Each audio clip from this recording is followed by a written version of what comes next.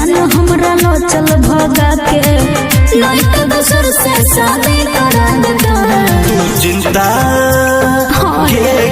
गे तू चिंता नहीं करेगे जान तोर दीवाना सब संभाल लेतोगे। तू चिंता नहीं करेगे जान तोर दीवाना सब संभाल लेतोगे। बहुत डर लगे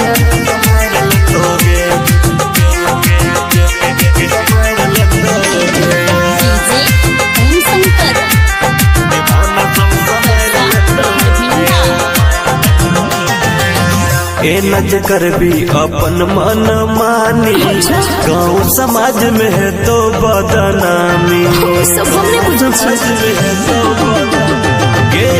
ए नज कर भी अपन मन मानी गाँव समाज में है तो बदनामी। दोसर लगे तो एक दिन कन्या बना के है बने तो हर कितनो रहबे चिचिया के बाद में पछता के नहीं फायदा होत रे। चिंता गे तू चिंता नहीं करेगे जान तोर दीवाना सब संभाल लेतोगे। तू चिंता नहीं करेगे जान तोर दीवाना सब संभाल लेतोगे।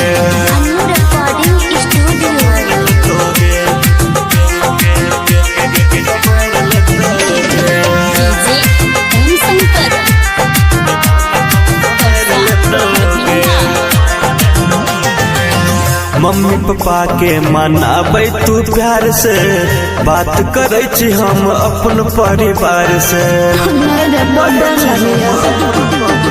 गे मम्मी पापा के मनाबै तू प्यार से बात करे छी हम अपन परिवार से। कितनो कहबै राहुल कहियो नहीं मानते खूब खिसियते बात सब जे जनते मनोज मधुबनिया तब समझे तू चिंता गे तू चिंता नहीं करेगे जान तोर दीवाना सब संभाल लेतोगे। तू चिंता नहीं करेगे जान तोर दीवाना सब संभाल लेतोगे। एहन नहीं होई कि डोली दूसरे घरे चल जाए।